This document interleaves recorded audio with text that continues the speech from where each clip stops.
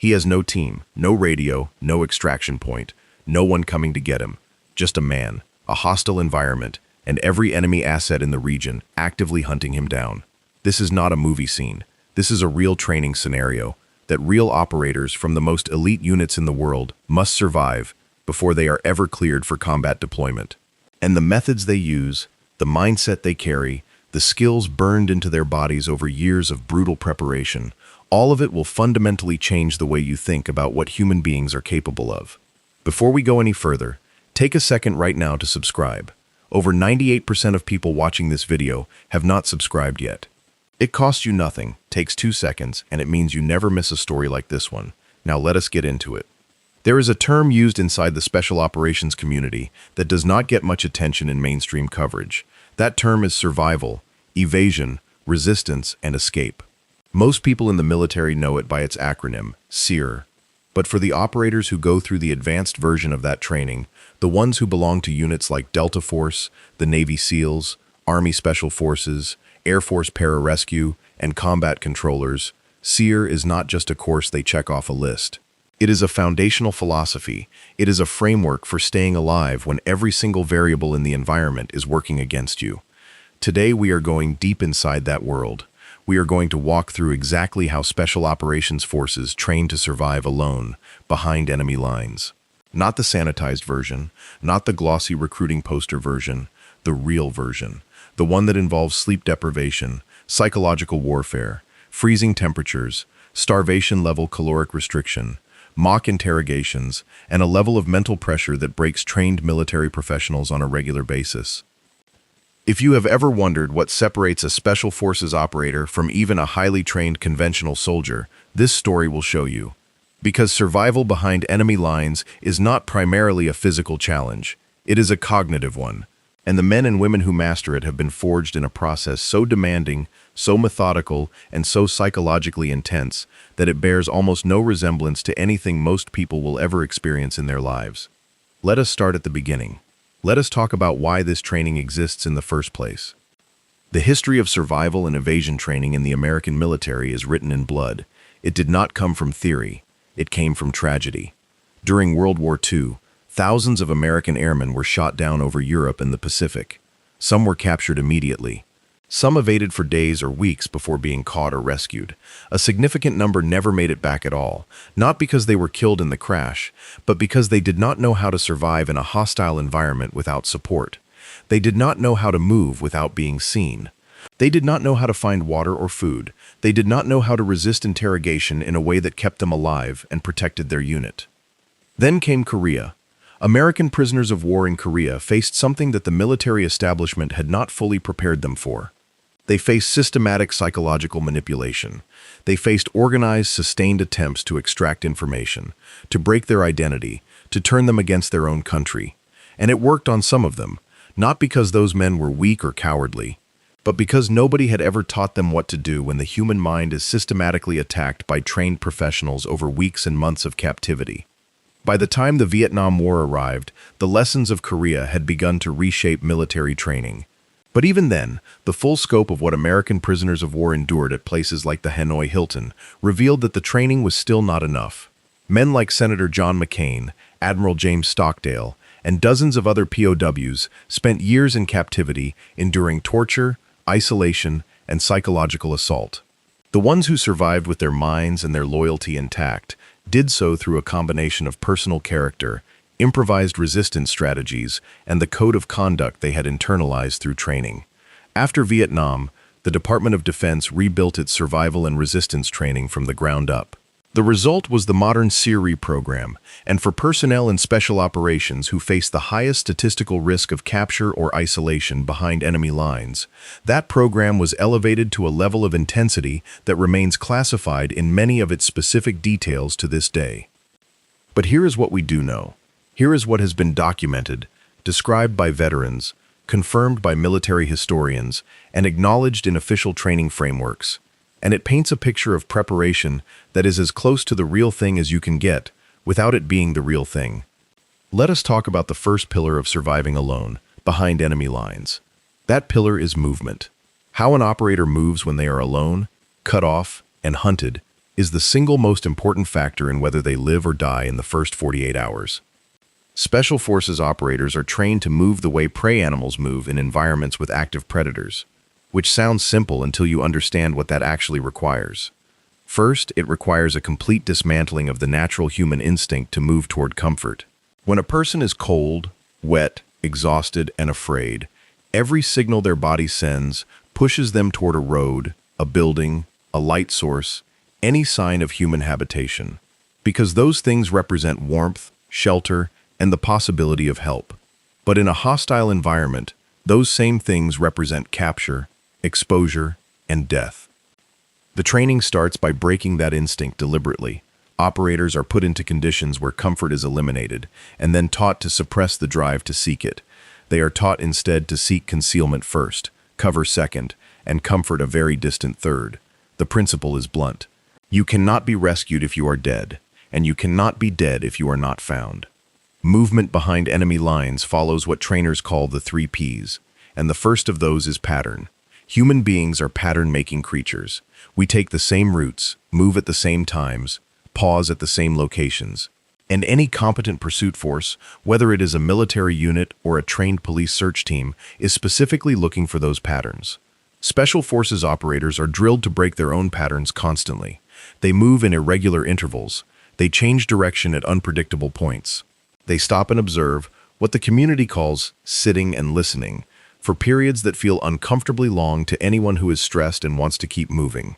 Because stopping, listening, and watching for 15 or 20 minutes before crossing an open space can be the difference between an uneventful crossing and walking directly into a checkpoint. The second P is pace. Pace management in a survival evasion situation is a skill that takes significant training to develop, because the instinct when being hunted is to move fast, to run, to put as much distance between yourself and the threat as possible, as quickly as possible. But running burns energy that cannot be replaced without food. Running produces noise, disturbs the environment, breaks branches, leaves tracks, and elevates a person's heat signature in ways that can be detected by thermal imaging. More importantly, running in unfamiliar terrain in low-light conditions causes injuries. A twisted ankle, a broken wrist from a fall, a deep cut from a branch. Any of those events in a survival situation can be a death sentence because there is no medical support. Operators are trained to move at what instructors call the sustainable pace, a deliberate, quiet, energy-conserving movement speed that allows them to cover ground while maintaining the sensory awareness to detect threats before those threats detect them. That pace is typically much slower than what a stressed person's instincts demand. Learning to trust that slower pace, to resist the panic-driven urge to sprint, is one of the hardest psychological adjustments trainees make in the early phases of evasion training. The third P is position. At any given moment, a trained operator should know 3 things about their current position: where they are, where the nearest concealment is, and what their immediate action plan is if they are suddenly compromised. The military calls this situational awareness, but in a survival context, it is more visceral than that. It is a constant, low-level running calculation. If someone appears from that tree line right now, which direction do I move? How far is the nearest dead ground? What sound will they hear before they see me? And what sound will I hear before I see them? Special Forces candidates train this awareness by being put into scenarios where compromise can happen at any second. Instructors called role players operate in the field, moving through the same terrain, looking for students.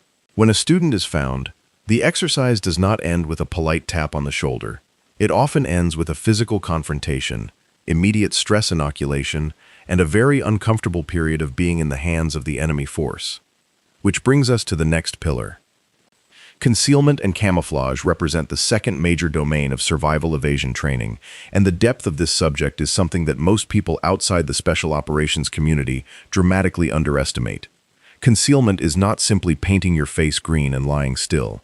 It is a full-spectrum science that involves visual masking, acoustic management, scent control, heat signature reduction, and the psychological art of becoming part of a landscape in a way that causes human observers to look directly at you without registering your presence. The military field manual on camouflage runs to hundreds of pages. The special operations version of that training goes well beyond the field manual into classified techniques refined over decades of real-world application in environments ranging from the jungles of Southeast Asia to the mountains of Afghanistan to the urban rubble of the Middle East. But the core principles can be described. Shape is the first and most critical element.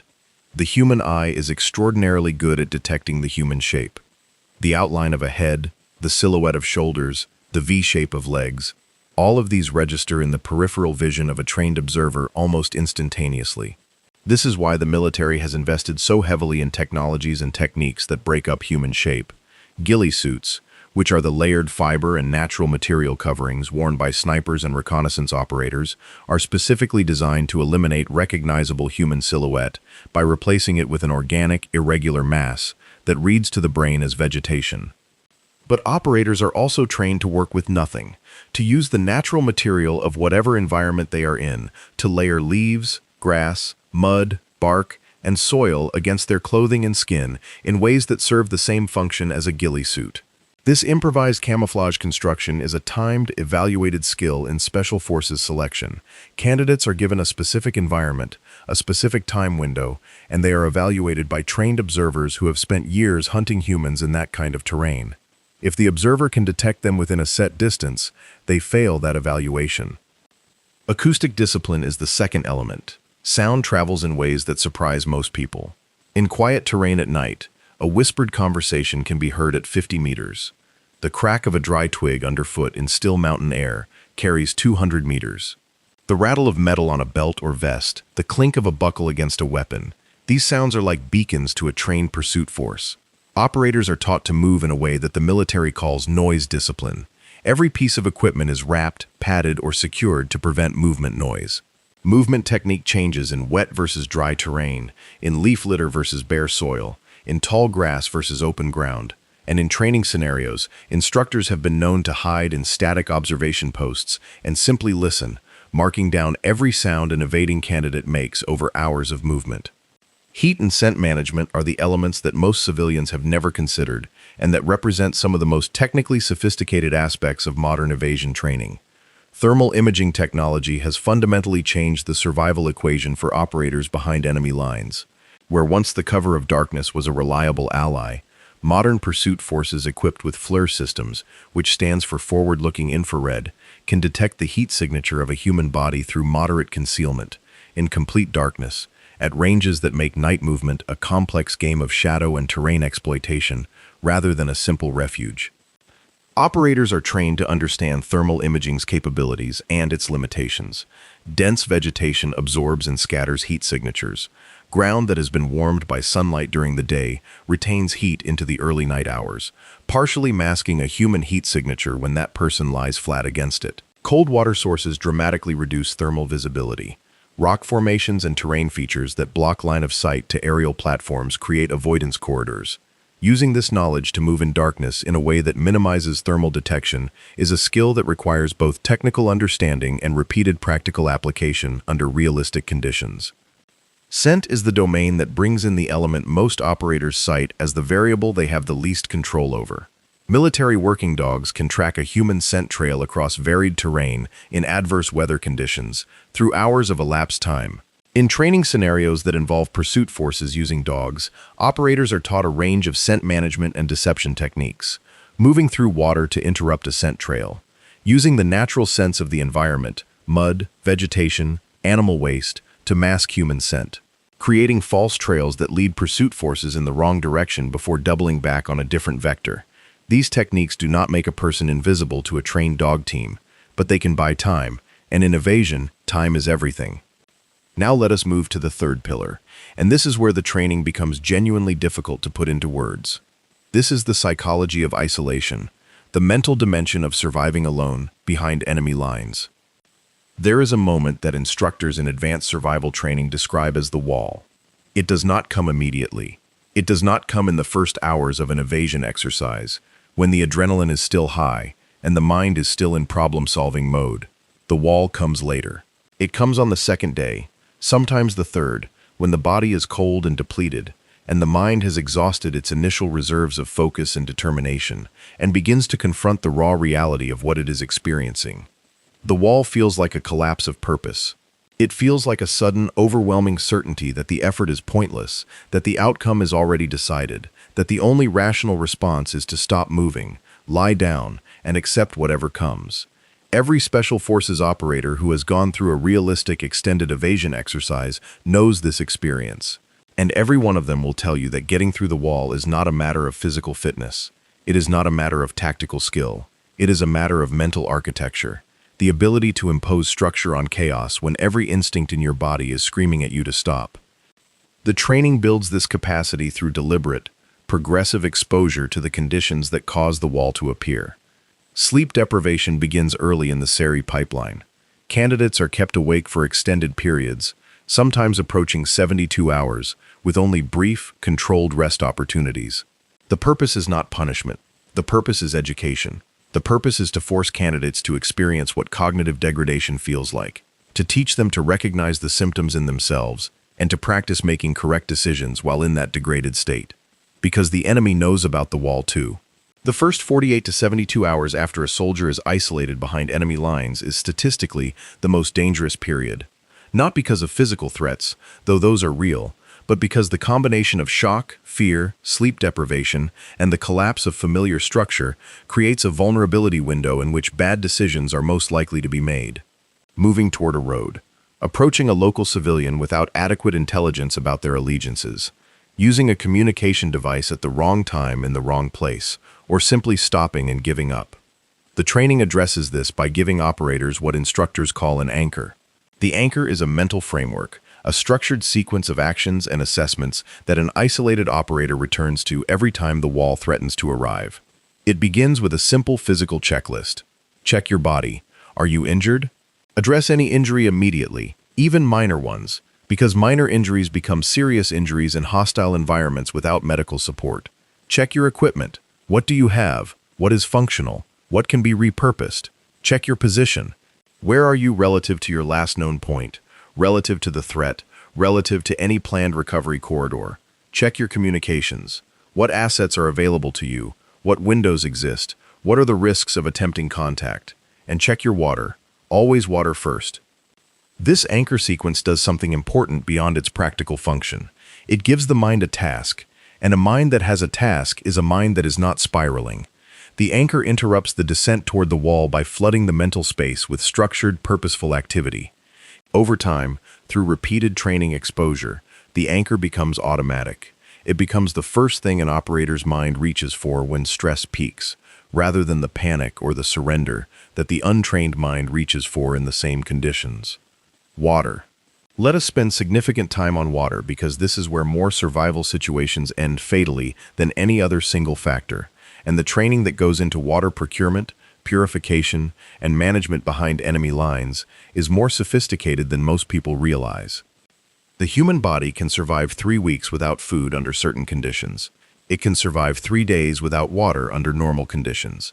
In high-temperature environments, in high-altitude environments, during periods of sustained physical exertion, that window compresses dramatically. In extreme heat with active physical movement, a person can become critically dehydrated in 6 to 8 hours. This is not a slow or graceful process. Dehydration impairs cognitive function before it impairs physical function.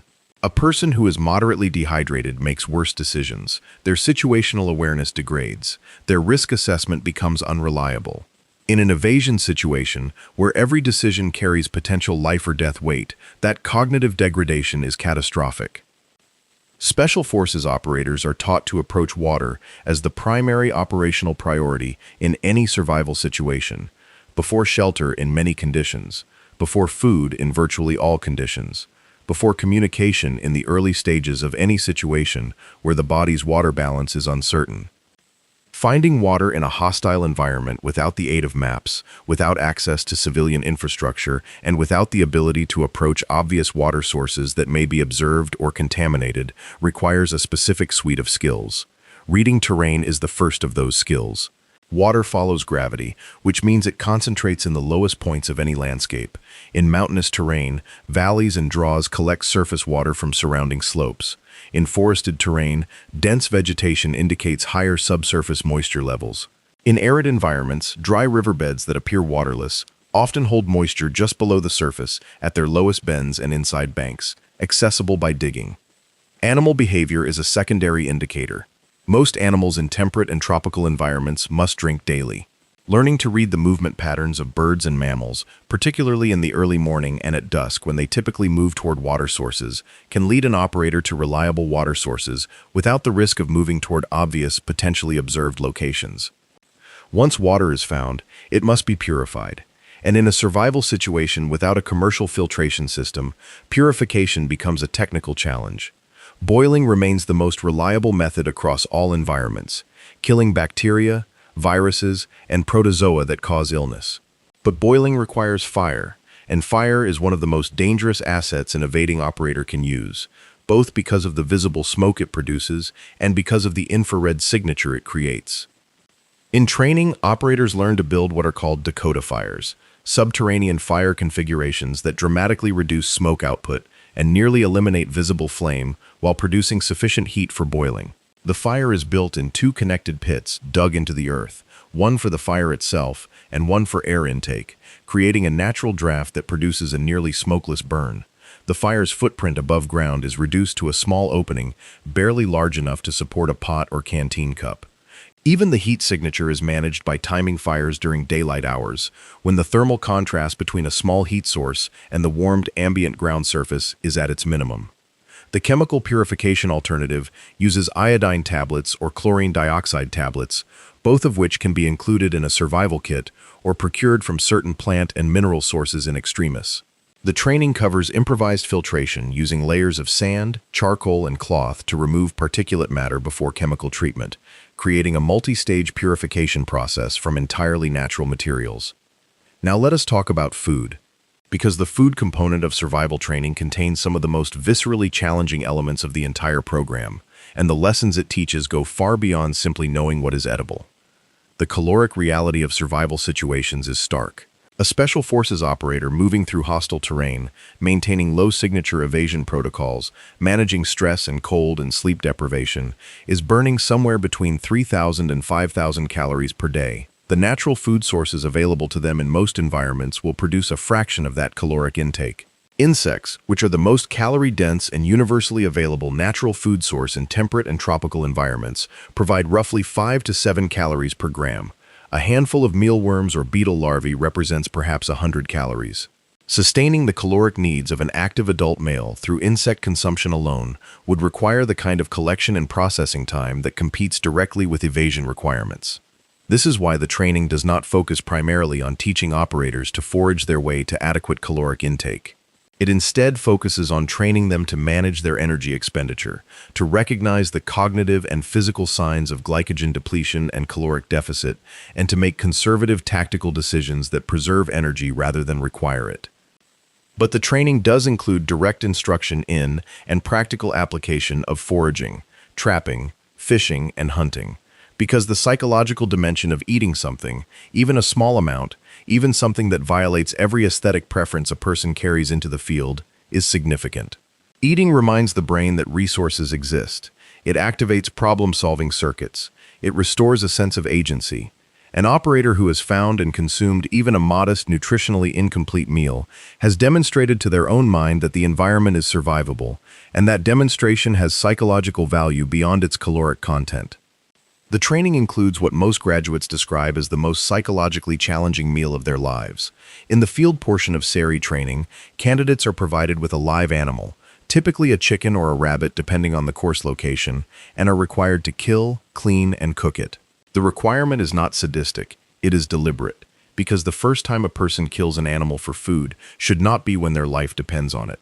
The hesitation, the revulsion, the practical awkwardness of an untrained person attempting to process an animal for consumption in the field costs time and energy that a survival situation cannot afford.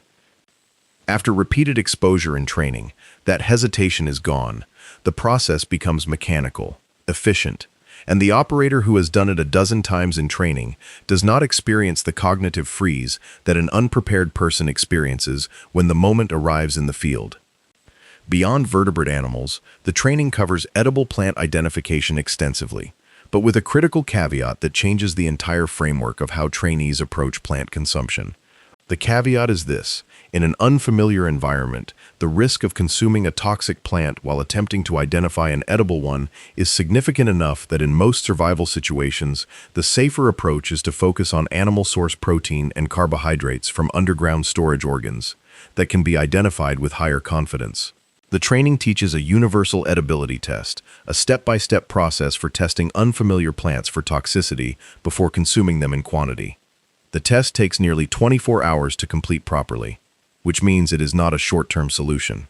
But for an operator who has established a position they can hold for multiple days while awaiting extraction, the edibility test represents a methodical, relatively low-risk approach to expanding their caloric options.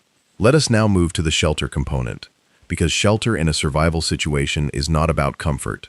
It is about thermoregulation, and the human body's relationship with heat loss is something that the training treats with intense seriousness. Hypothermia is the single most common cause of preventable death in wilderness survival situations globally. Not thirst, not starvation, not injury. Cold. The body loses heat through 5 mechanisms: conduction, which is direct contact with cold surfaces; convection, which is airflow carrying heat away from the skin; radiation, which is heat energy emitting from the body's surface; evaporation, which is moisture evaporating from skin and lungs; and respiration, which is warm air exhaled into a cold environment. In a cold environment without adequate clothing and shelter, the body's core temperature can drop to dangerous levels within hours. At 95 degrees Fahrenheit, mild hypothermia sets in, and cognitive function begins to degrade. At 91 degrees, severe shivering begins, and fine motor control is lost. At 86 degrees, the body enters a medical emergency that requires external rewarming to survive. Special Forces operators are trained to build emergency shelters that address all 5 heat loss mechanisms simultaneously, using only natural materials. The debris hut is the most widely taught improvised shelter because it is buildable in virtually any temperate environment and is extraordinarily effective at retaining body heat when constructed correctly. The structure is essentially a long, low tunnel of sticks and branches, packed densely with leaves, pine needles, bark, and any other available dry insulating material, and then covered externally with additional debris to a depth that creates an insulating layer equivalent to a heavy sleeping bag. When a person crawls inside a properly constructed debris hut and plugs the entrance with a leaf-stuffed bundle, the body heat generated by a single occupant is sufficient to maintain a survivable interior temperature in ambient conditions well below freezing. The training evaluates debris hut construction under time pressure, in reduced light, with degraded physical condition, because those are the conditions under which an operator in the field will be building one. A shelter that takes 3 hours to build when a person is rested and well-fed takes significantly longer under real conditions. And waiting too long to begin shelter construction when body temperature is already falling is a mistake that cannot be easily reversed. The training also covers lean-to construction, snow shelters including quinjees and snow trenches, urban debris shelters using rubble and salvaged materials, and the discipline of selecting a shelter site that balances thermal effectiveness against concealment requirements. Because a shelter that keeps you warm but makes you visible to a search aircraft or a patrol is a trap, not a refuge. Fire. Let us return to fire, because while it is the most dangerous asset available to an isolated operator, it is also the most versatile, and the training around its use reflects that tension with nuanced complexity. Fire serves 4 functions in a survival situation: warmth, water purification, signaling, and psychological support. That last function is one that survival instructors emphasize heavily, because the psychological impact of fire on an isolated person is disproportionate to its physical effects. Fire means light in darkness. It means an active, visible, real-time demonstration that resources can be created from an environment that feels purely hostile. Operators who have been through extended survival training consistently report that the act of successfully making fire from improvised materials was one of the most significant psychological turning points in their experience. The training covers fire starting from improvised materials in depth, flint and steel techniques using natural quartz or flint against high-carbon steel from a survival kit component, bow drill friction fire, which is the most reliable primitive technique and requires only dry wood, cordage, and patience, lens-based fire starting using eyeglasses, water-filled clear plastic bags, or polished metal. Chemical fire starting using potassium permanganate, which is a water purification chemical available in some survival kits. combined with glycerin from certain antiseptic preparations, and battery-based ignition using steel wool bridged across the terminals of a standard battery. Each of these techniques is practiced in conditions of increasing difficulty: wet wood, cold hands, wind, rain, low light, because the conditions under which a fire is needed most urgently are exactly the conditions that make starting one hardest. An operator who can only make fire in optimal conditions is an operator who will be cold on the night it matters most.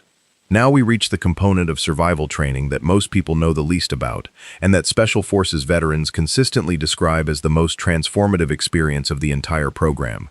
This is resistance training. What happens when the evasion fails, when the operator is captured, when they are in the hands of an enemy force, and the question shifts from how do I stay free to how do I stay alive, stay sane, and protect the people who depend on me. The Code of Conduct is the foundational document of American prisoner of war behavior. It was written in the aftermath of the Korean War POW experience and has been refined through every subsequent conflict. It consists of 6 articles that establish the obligations of every American military member who falls into enemy hands. It establishes the duty to resist to the best of one's ability, to provide only name, rank, service number, and date of birth, to keep faith with fellow prisoners, to accept parole or special favors only under specific conditions, to make no statements or take no actions disloyal to the United States, and to attempt escape when appropriate. Every American military member learns the Code of Conduct as a basic training requirement, but learning 6 articles and internalizing their meaning under actual conditions of captivity are entirely different propositions. The resistance phase of SERE training is a controlled simulation of captivity. Candidates are placed in simulated prisoner of war conditions. The conditions include physical discomfort, sleep deprivation, dietary restriction, sensory manipulation, isolation, and sustained psychological pressure applied by trained instructors playing the role of enemy interrogators. The intensity of this simulation is calibrated to be below the threshold of physical harm while being well above the threshold of significant psychological stress. The interrogation techniques used in the simulation are drawn from documented real-world enemy interrogation methodologies, not American techniques. Enemy techniques. The logic is that an operator who has never experienced a skilled interrogator working systematically to exploit their psychological vulnerabilities will be far less capable of resisting that pressure in a real captivity situation than an operator who has felt those techniques applied, resisted them, and emerged with a practical understanding of how they work and why the Code of Conduct structures resistance in the specific way it does. What the training reveals about human psychology under sustained pressure is sobering. Isolation is more effective than pain in most subjects. A person subjected to physical discomfort with the company of fellow prisoners shows remarkable resilience. The same person, isolated in a small space with no human contact, degrades much faster. The training teaches operators to expect this dynamic and to resist the isolation-induced distortions of perception that make capitulation seem rational. Guilt and moral pressure are more effective than threats in many subjects. An interrogator who frames the extraction of information as a moral duty, as a way to help fellow prisoners, as an act of courage rather than betrayal, is more effective than one who uses direct threats. The training teaches operators to recognize these framings and to apply the Code of Conduct as a counter-framework that reestablishes the moral logic of resistance. Time distortion is one of the most powerful tools an interrogator has. When a person loses their sense of time, they also lose their sense of proportion. An hour of pressure feels like a day feels like a week. The training teaches time management techniques that operators can apply internally, even without access to a clock, to maintain a rational sense of elapsed time and resist the distorted urgency that interrogators create. The concept of bound duty is central to resistance training. The Code of Conduct does not require an operator to endure torture to the point of death before providing any information. It requires resistance to the best of their ability. What that means in practice is that an operator who has provided information under genuine extreme duress has not failed. What they must do is communicate the minimum possible while working actively to regain control, maintain mental coherence, and continue resistance through every available means. The training teaches operators to think of resistance not as a single decisive moment, but as a sustained, long-term process across the entire duration of captivity. The escape component of SERE comes last in the training sequence, and for good reason, because in the real world, escape attempts are low probability, high-risk events that should only be undertaken when specific conditions exist. Those conditions are a realistic opportunity for success, a realistic chance of reaching a recovery zone, and a low probability of recapture that would result in a worse situation than current captivity. The training covers escape techniques from physical restraints, including zip ties, rope bindings, and improvised locks. It covers covert communication methods that allow prisoners to share information about conditions and plans without detection. It covers the assessment of guard routines, the timing of opportunities, the selection of escape routes, and the transition from escaped prisoner back to evading operator, which is a transition that requires all of the skills from the beginning of the survival pipeline to be immediately available again under maximum stress. There is an element of survival training that happens not in a classroom and not in a field training environment, but inside a room that looks completely unremarkable. It is a room with a whiteboard, folding chairs, and a water cooler, and what happens inside it is arguably more important than any of the physical training that surrounds it. That element is cultural and language preparation. For special forces units that operate in specific geographic regions, survival training is not generic. It is tailored to the actual environment in which those operators are most likely to find themselves isolated. A Green Beret whose team has been training in Eastern Europe for 2 years is not receiving the same survival preparation as a SEAL team member whose operational focus is the Pacific maritime environment, or a combat controller whose deployments have been concentrated in Central Africa. Regional survival training includes language familiarization at a practical level.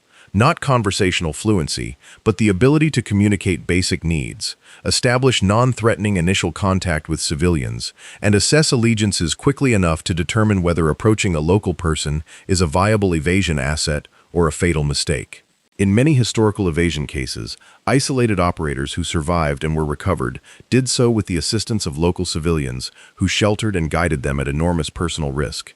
In others, operators who attempted to approach civilians were immediately reported to enemy forces. The difference in outcomes frequently came down to the operator's ability to read the human environment around them with cultural and linguistic competence. The training also covers the specific terrain, climate, and natural resources of the operational environment. Survival skills are not fully transferable from one biome to another. An operator who is extraordinarily competent surviving in a North American temperate forest will encounter genuine challenges in a tropical jungle, in an Arctic environment, or in desert terrain. The edible plants are different. The water-finding strategies are different. The shelter requirements are dramatically different. The threat signatures in the terrain are different. Regional preparation ensures that the survival toolkit an operator carries into the field is calibrated for the actual environment they may find themselves isolated in. There is a specific population within the special operations community whose survival and evasion training has always been at the highest level of intensity, because the nature of their mission places them at the highest statistical risk of isolation behind enemy lines. These are the airmen, the pilots, the special operations aviation crews, the combat controllers and pararescuemen who enter hostile environments by air and whose aircraft represent the most visible and trackable entry method into a denied area. Air Force series specialists, whose job is literally to train the rest of the military in survival, evasion, resistance, and escape, are among the most highly trained individuals in the entire Department of Defense in this domain. They complete a training pipeline that rivals Special Forces selection in its duration, its attrition rate, and its emphasis on applied expertise rather than textbook knowledge. SEER specialists deploy in direct support of special operations units, and in certain operational contexts they operate alongside the operators they trained, applying their expertise in real environments rather than simulated ones. For aircrew, the survival situation begins the moment an aircraft is lost. The ejection or crash sequence itself is a survivable event in a significant percentage of cases, but it is a physically traumatic one. Operators are trained in egress from disabled aircraft, in first aid for ejection-related injuries including spinal compression, blast barotrauma, and extremity fractures, and in the transition from injured aircrew member to evading operator in the shortest possible time. The first 15 minutes after a crash or ejection are called the golden window in survival training doctrine. In those 15 minutes, if the operator has survived the aircraft loss, they have an opportunity to distance themselves from the crash site before enemy forces can respond to what is a visible, audible, and potentially electromagnetic event that immediately draws attention. In training, candidates are timed on their transition from aircraft loss simulation to ground movement. The speed and effectiveness of that transition are evaluated against a realistic enemy response timeline. The training is designed to make the survival response automatic, because in the real event, the operator will be injured, disoriented, possibly partially incapacitated, and will not have the cognitive bandwidth to think through a response plan from scratch.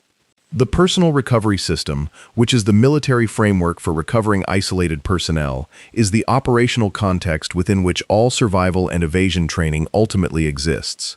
An operator behind enemy lines is not simply surviving for its own sake.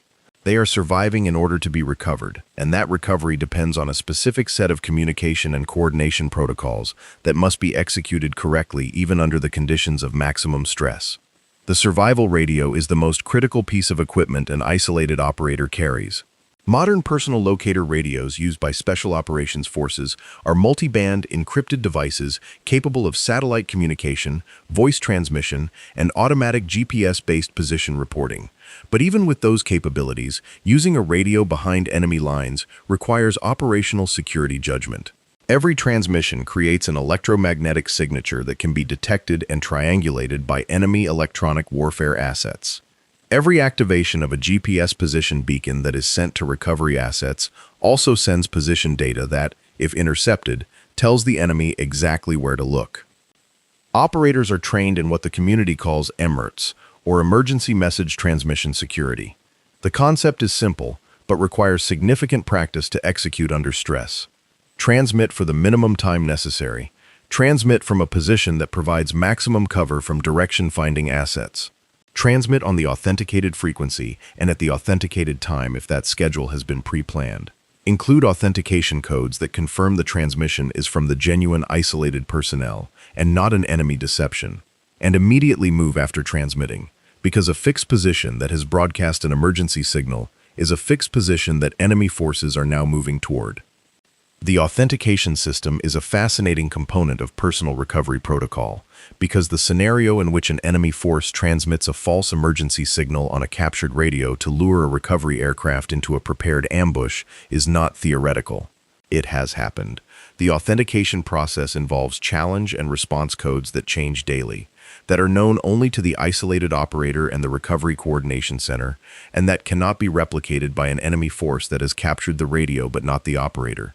In training, candidates practice authentication under conditions that simulate the stress of the real event, because an operator who hesitates or uses the wrong authentication code during a real recovery attempt may see the recovery asset abort and depart, leaving them behind. Signal mirrors are another recovery communication tool that receives more training time than most people would expect, given how analog they seem in an era of satellite radios and encrypted digital systems. But the signal mirror has capabilities that a digital radio does not. It requires no battery, it produces no electromagnetic signature that can be detected by enemy direction-finding equipment, and in clear weather, a properly aimed signal mirror can produce a flash visible to an aircraft at distances exceeding 10 miles. Operators are trained to aim a signal mirror using a shadow technique that allows precise targeting of a distant aircraft without the operator needing to look directly at the sun or sacrifice their concealment position. The training addresses dozens of other signaling methods as well. Ground-to-air signal panels, which are high-visibility fabric panels used to create symbols readable from aircraft that communicate status and identity. Signal fires built-in configurations that produce maximum smoke for daylight signaling or maximum flame visibility for night signaling. VS-17 panels, which are bright orange and pink fabric markers standard in military equipment, strobe lights for night signaling, and in extremis, even laser pointers, which under night vision equipment produce a visible beam readable at significant distances. There is a component of preparation that exists entirely before an operator ever enters the field that shapes their ability to survive behind enemy lines as much as any skill they will ever practice. That component is mission planning for contingency. Every special operations mission brief includes what are called isolated personnel procedures, a detailed, mission-specific plan for what any member of the team does if they become